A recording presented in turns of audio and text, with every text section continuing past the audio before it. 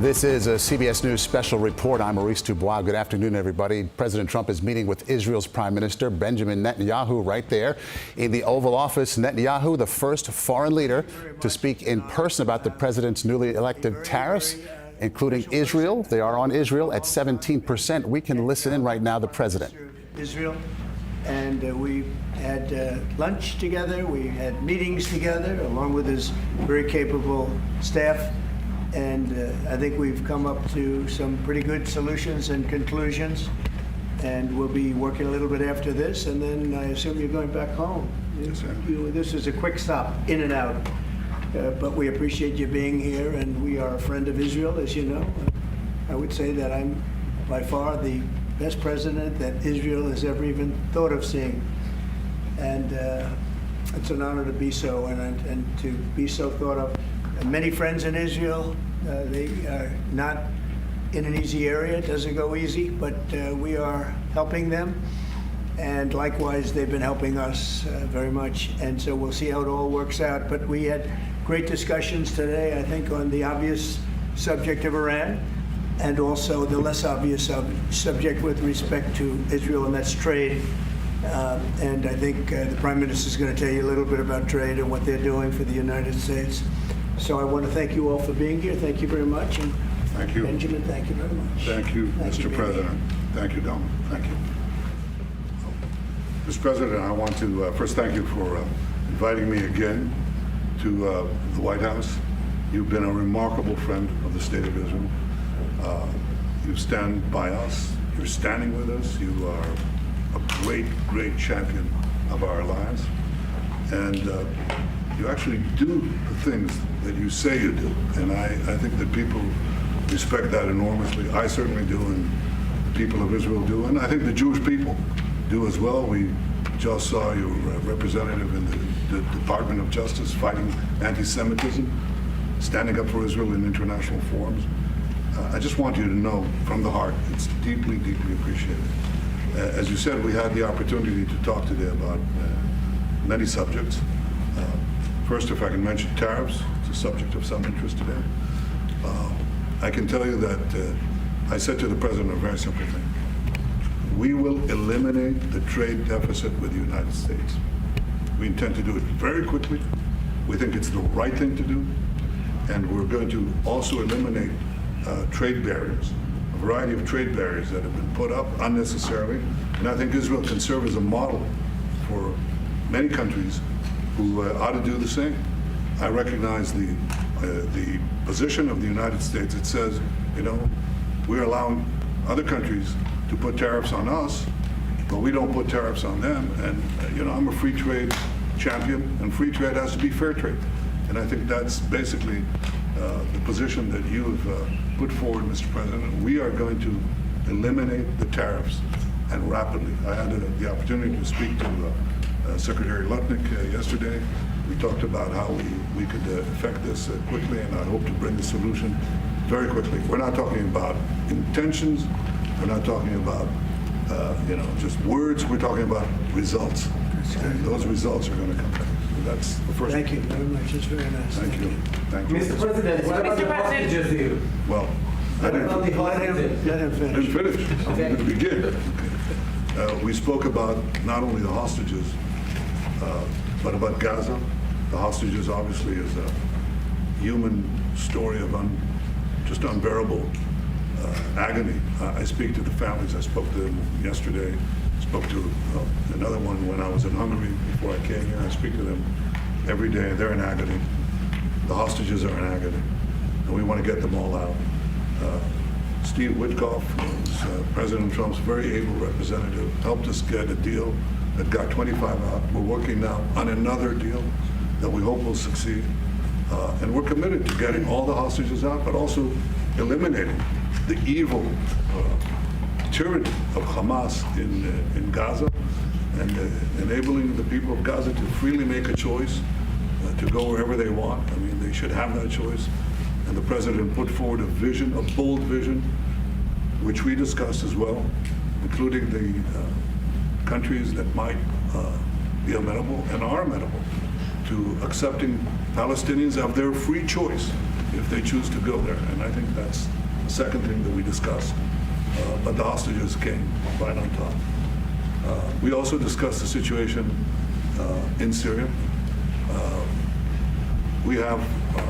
We've had neighborly relations with Turkey that have deteriorated, and we don't want to see Syria being used by anyone, including Turkey, as a base for attack in Israel. Turkey is a country that has a great relationship with the United States. The president has a relationship with the leader of Turkey. We discussed how we can avoid this conflict in a variety of ways, and I think we can't have a better interlocutor than the President of the United States for this purpose. And of course, we also discussed Iran. Look, we're both united in the goal that Iran does not ever get nuclear weapons. If it could be done diplomatically in a full way, the way it was done in Libya, I think that would be a good thing. But whatever happens, we have to make sure that Iran does not have nuclear weapons. That's the end of my speech. Mr. President, what is your We're having direct talks with, wait a minute. We're having direct talks with Iran. And they've started, it'll go on Saturday. We have a very big meeting and we'll see what can happen. And I think everybody agrees that doing a deal would be preferable to doing the obvious.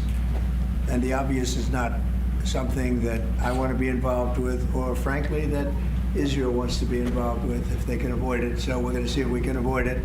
But it's getting to be very dangerous territory. And hopefully those talks will be successful. And I think it would be in Iran's best interest if they are successful. We hope that's going to happen. And we had just a lot of good talks on a lot of things. I appreciate very much what you said about the tariffs. We've been ripped off and taken advantage of by many countries over the years, and can't do it anymore. Just can't do it anymore. We can't be the stupid people anymore. And it's all because of the people that sat in this seat right here. Not your seat, but this seat. They allowed things to happen to our country that they shouldn't have allowed to happen on trade and other things, many other things. I mean, look at what's happened with our last president, where he allowed millions of people to come into our country with an open border.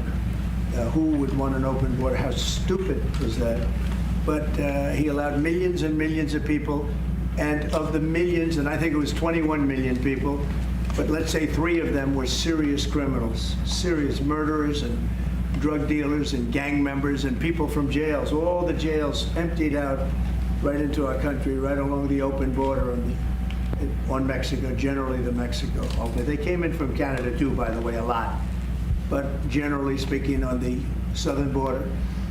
And what a shame it is that we are now working very hard to get them out, get the criminals out, get the murderers out, the drug dealers, the mentally insane, get them out. They dropped the mentally insane in our country too.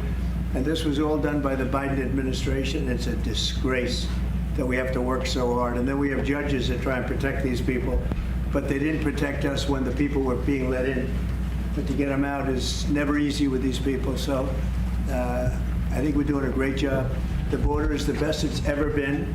It's even as strong as it was. I had a great, solid border. I think it might even be tougher right now and stronger. So people are coming into our country, but they're coming in legally. We have a legal process, and we have that moving along properly, because we need people to come into our country, but we want people that can love our country and cherish our country. So that's where we are. And with that, any questions? Mr. President, the European Union reaction to the markets today, and would you be open to a pause in tariffs to allow for negotiations? Well, we're not looking at that. We have many, many countries that are coming to negotiate deals with us, and they're going to be fair deals. And in certain cases, they're going to be paying substantial tariffs.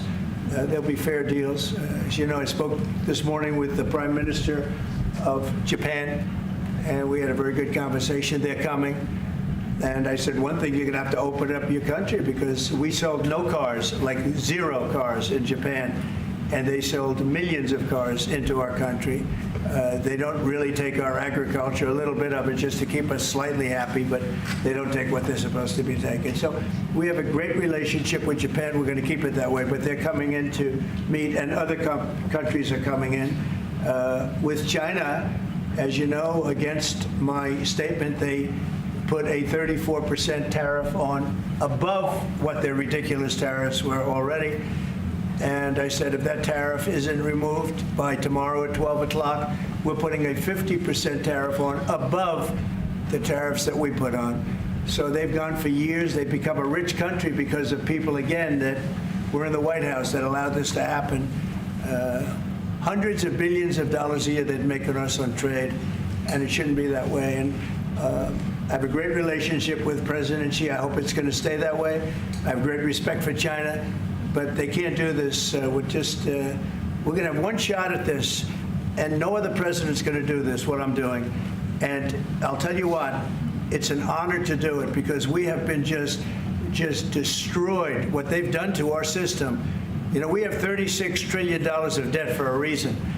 And the reason is that people allowed it to get that way. So we'll be talking to China. We'll be talking to a lot of different countries. And I think, you know, if we can make a really fair deal and a good deal for the United States, not a good deal for others. This is America first. It's now America first. And we didn't put America first. We put America last. The people that were in the Oval Office put America last, and we're not going to stand for it. Yeah.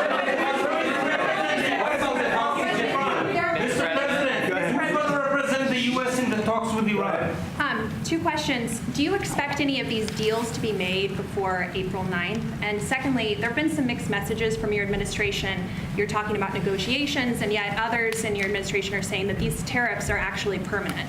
What is the action? Well, it could be. They can both be true. There can be permanent tariffs, and there can also be negotiations, because there are things that we need beyond tariffs. We need open borders. You know, we almost had a deal with China where we're going to open up China. It was almost done. Some of you remember it during my first term, and it was very disappointing. We ended up making a great deal. $50 billion worth of product was sold. $50 billion. You'd like that in Israel.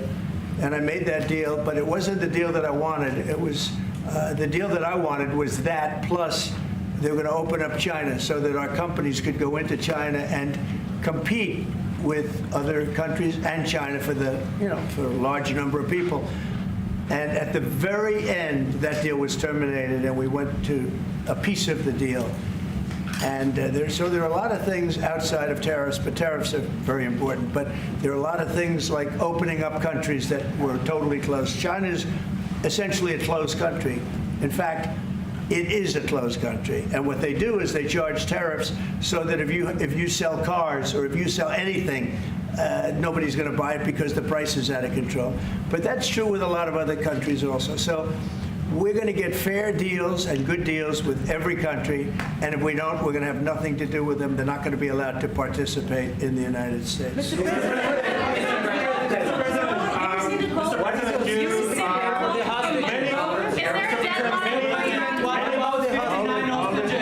Mr. President, many of time.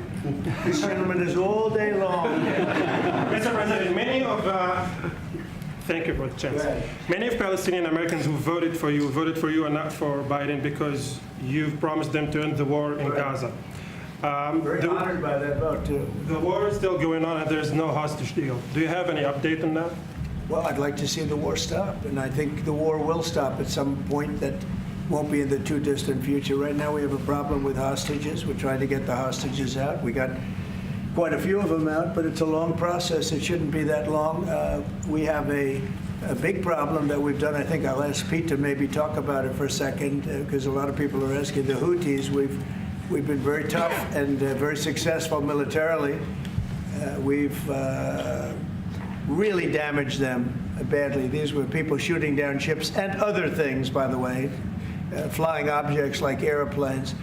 And we've put a major hurt on the Houthis, which nobody's been able to do. We've really hit them hard, and they know it, and they don't know what to do. And it's every night, night after night. And we've gotten many of their leaders and experts. They're experts on missiles. I mean, they actually make missiles. Nobody thought that. But they make missiles. They're highly sophisticated, and they're very tough. But they've been very badly damaged. Nobody else was able to do that but us. Pete, you want to discuss that, please? Yes, sir.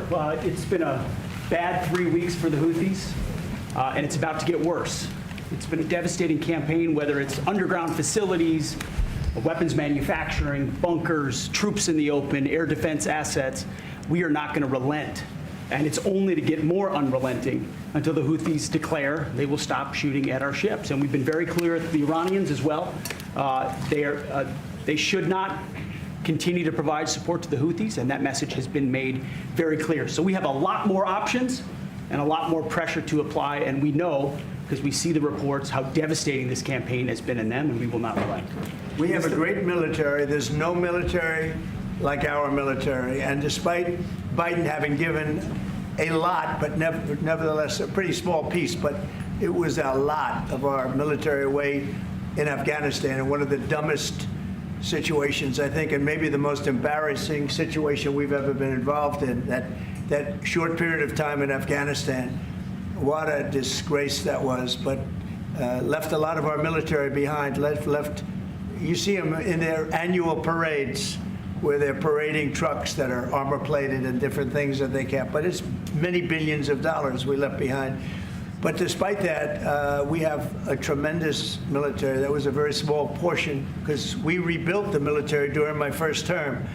And we have great things happening with our military. We also essentially approved a budget, which is in the facility, you'll like to hear this, of $1 trillion, $1 trillion, and nobody's seen anything like it. We have to build our military, and we're very cost conscious, but the military is something that we have to build, and we have to be strong because you got a lot of bad forces out there now.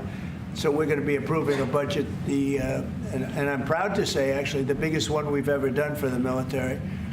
We're cutting other things that were under DOGE, but under a lot of other. When you look at a woman getting $2 billion for environmental, and it had nothing to do with environmental, and they had $100 in the bank, and they give her $2 billion. Many of those cases, all that stuff is going to be cut out. But we are getting a very, very powerful military. We have things under order now, the likes of which we've never had before. We've never had the kind of aircraft, the kind of missiles, anything that we have ordered. And it's in many ways too bad that we have to do it, because hopefully we're not going to have to use it. But the military is very, very powerful, and it's going to remain that way. How do you, Mr. President, deal, please? Yes, please. Thank you, Mr. President. I want to ask you about Iran, because this is the first time we hear that the U.S. is having a direct contact with the Iranians. Is it possible to give us some more information at what level the U.S. is High level, represented? very high level. Yeah. And We're dealing with the Iranians. We have a very big meeting on Saturday, and we're dealing with them directly. You know, a lot of people say, oh, maybe you're going through surrogates or you're not dealing directly, you're dealing through other countries. No, we're dealing with them directly, and maybe a deal is going to be made. That would be great. It'd be really great for Iran, I can tell you that.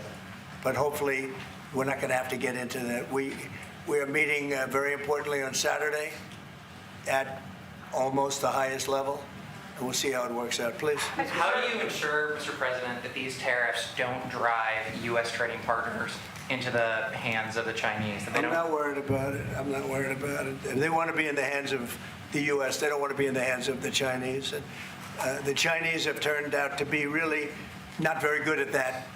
People that are with us, they're with us. But we cannot be taken advantage of any longer. I used to watch these deals for years. I've been talking about it for years. You know, I've been talking about it for 35 years, how our country is being ripped off. I mean, 30 years ago it was Japan, then it was something else, then it was another group, then it was China. China's doing the best job of it, frankly. And it's just not going to happen, not going to happen. Mr. President, you said it the EU has said that they have And so we've been listening to a discussion there in the Oval Office. President Trump alongside Israeli Prime Minister Benjamin Netanyahu meeting face to face. And the president there talking about many things, including, of course, tariffs. Another day where the markets have been going all over the place. They're flat at the moment, but he talked about other countries have been calling to make deals, including Japan. Netanyahu said Israel will eliminate the trade deficit rapidly.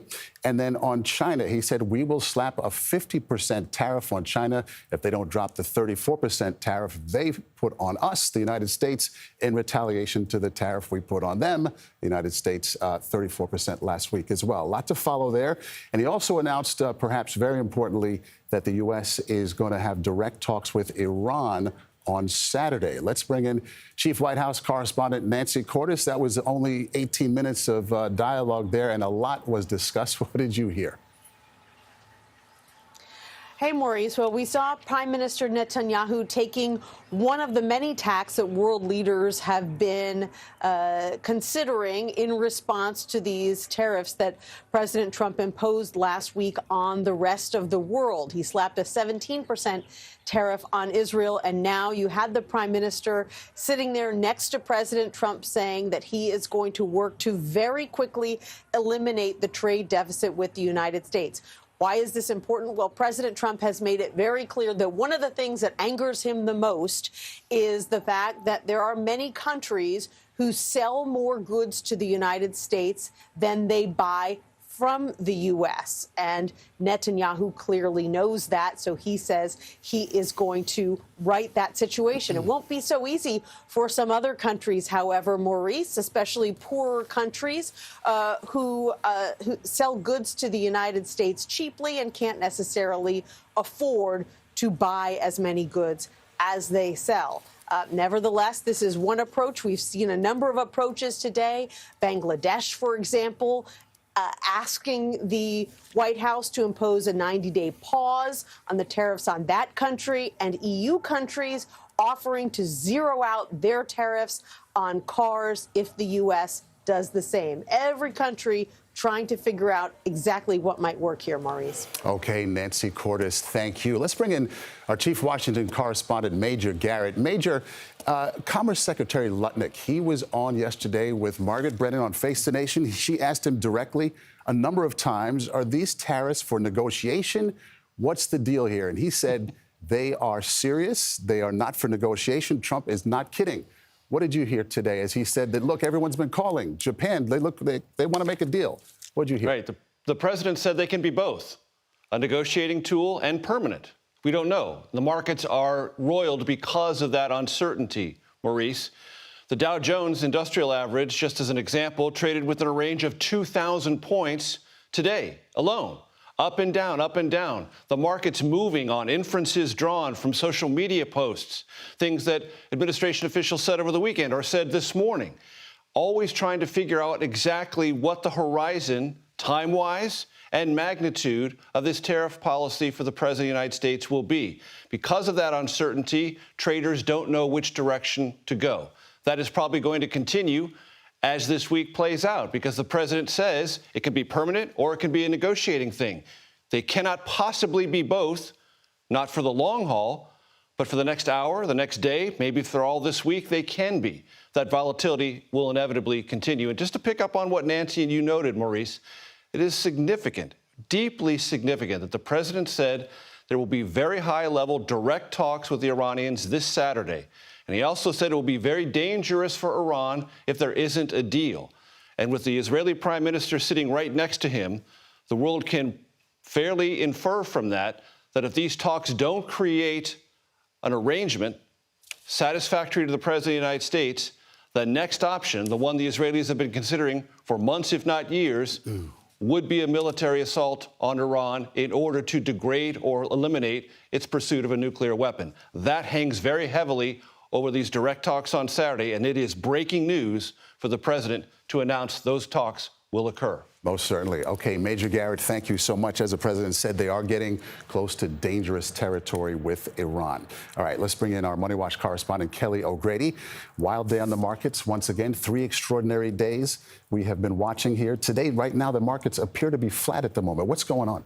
Well, look, we've talked about long-term gain, short-term pain. Investors are focused on the short term. Why? Because when a company reports their earnings and they say, I'm making less money and my profits are going down because of tariffs and consumers are spending less, investors don't want to be a part of that. And if our team can actually pull up the Dow, I want to show you exactly how that short-term view and volatility impacted. So China over the weekend pretty much closed the door on negotiations. That's why you see that big red there. There's so much in the red when we opened. And then there's that little green. There's a little bit of hope based on a report that turned out not to be true, that there would be a 90-day pause. Investors got excited. Then the White House came out and said, you know what? That's not true. And in fact, we're going to have more tariffs against China potentially. All of that short term, that's how investors are reacting. The market's not the economy, but investors are trading on the what if, Maurice. Okay, we're all watching. Kelly O'Grady, many thanks to you. And our coverage will continue on CBS News 24/7. Your local news ad tonight on the CBS TV News. We'll have a full roundup for you. This has been a CBS News special report. I'm Maurice DuBois.